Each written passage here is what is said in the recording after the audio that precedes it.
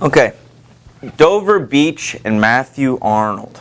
Okay, this is the poem that I was really alluding to when we were talking about the introduction to this unit, the Victorian age, with regards to I think it was Big Idea 3, I think it was the disillusionment and darker images coming.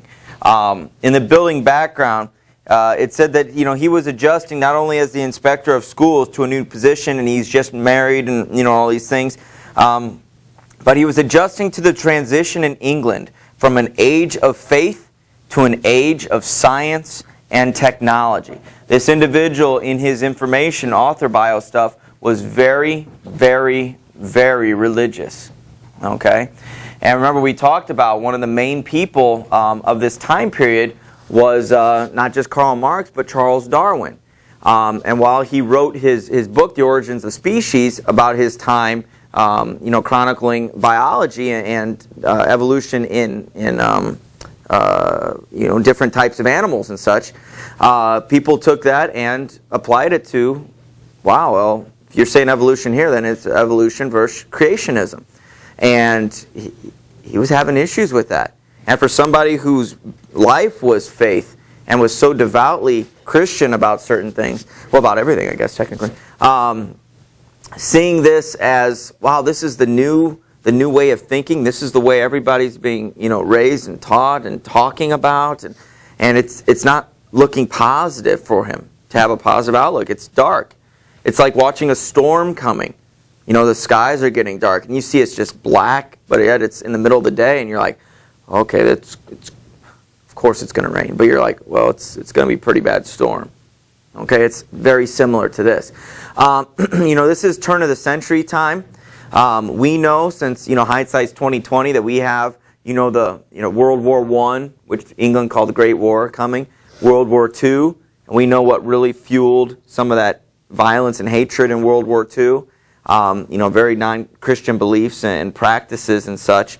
And so he's not saying that there's all of this crazy Holocaust war stuff coming, but he does allude to armies and things. And historically, we look back, remember the Crusades, hearing about the Crusades?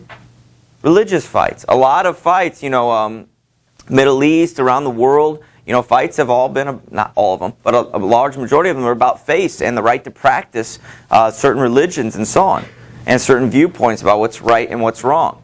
And so this darkness on the horizon of the 1900s and the 20th century, now that we're past that, we can kind of look back and like, oh, I wonder if he was kind of alluding to this and this and this and this and that and that. So some of the stuff we'll talk about in the future, when we get into the modern unit, it's still kind of dark, but at that point it's dealing with the actual war and the ramifications and the end of days and all of that. And we'll talk more about that when we get there. But as we read through this, remember, keep this in mind. He's just married. Again, we have a dramatic monologue. Okay? He's at I think it was the southeastern corner of England, where it's really kind of close to France, where you can almost, not that you could see it, but you can envision it's just right over that little hump in the horizon in the water.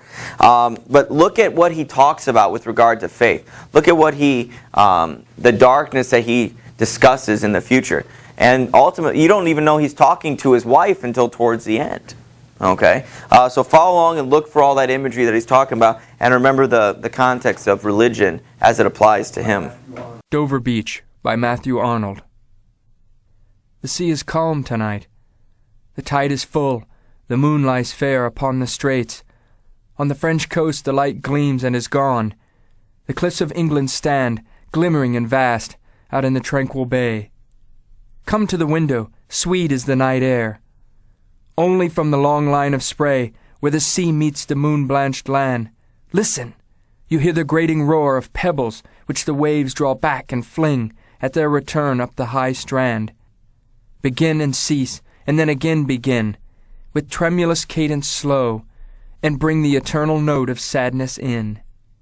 Sophocles long ago heard it on the Aegean, and it brought into his mind the turbid ebb and flow of human misery. We find also in the sound a thought, hearing it by this distant northern sea. The sea of faith was once too at the full, and round earth's shore lay like the folds of a bright girdle furled. But now I only hear its melancholy long withdrawing roar, retreating to the breath of the night wind, down the vast edges drear and naked shingles of the world. Ah, love, let us be true to one another, for the world which seems to lie before us like a land of dreams, so various, so beautiful, so new, hath really neither joy, nor love, nor light, nor certitude, nor peace, nor help for pain. And we are here as on a darkling plain, swept with confused alarms of struggle and flight, where ignorant armies clash by night. The sea is calm tonight, the very first line. So things are peaceful. Things tend to be all right now. Okay? But as we see at the very end, some of those talking about ignorant armies clashing by night and fights, and the water comes in, and that type of thing, as metaphor for the changing of beliefs, the changing of the face of religion.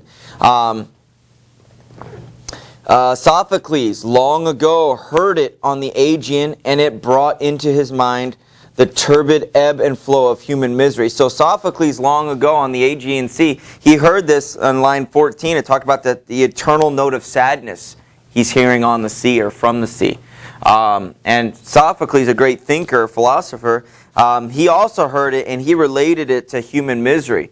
I can agree with that. I can understand that. And so then Matthew Arnold in Dover Beach goes on to talk about the sea of faith was once too at the full and round earth's shore, lay like the folds of a bright girdle furled. But now I only hear its melancholy, long, withdrawing roar, retreating. So it used to be full, the earth used to be surrounded and full, the sea of faith used to be wonderful, but it's like there's a drought. And the water's just receding and pulling away from what it used to be. Okay, and we know from the building background and our introduction about the faith and all of that, we know why the belief in religion and such is pulling back the shore. The last stanza, we don't even know who he's addressing. It's very similar to Wordsworth's Tintern Abbey. We just think he's talking about the nature and the children and stuff, but all of a sudden we find out, oh, well, his sister's there. Okay, so it takes a whole different turn at that point from there to the end. But here he goes, ah, love, let us be true to one another. For the world which seems to lie before us like a land of dreams, so various, so beautiful, so new, hath really neither joy, nor love, nor light, blah, blah, nor peace, nor help for pain. It's really a darkling place. It's horrible. And it's not going to get better. And all of this stuff that just happens, swept with confused alarms of struggle and flight, where ignorant armies clash by night. Let us stay true together. While people have painted the world to be such a wonderful, glorious, great place to be, it's really not. But let us stay true to each other. Let us stay believing in each other, but also keep our faith strong. And so that everything else that's happening around the world, the seas of faith are, retreating away. People are starting to voice their opinions more. Wars could start clanking and clamoring out. But let us stay true to each other, because the world is not a wonderful, beautiful place.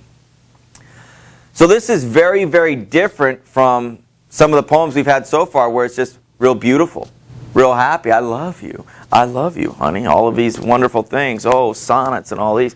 I mean, it's really dark. Okay? It's not a very glamorous portrayal of what is to come, which is why this is a great example of that big idea that we were talking about with the disillusionment and darkened horizons and so on. Okay?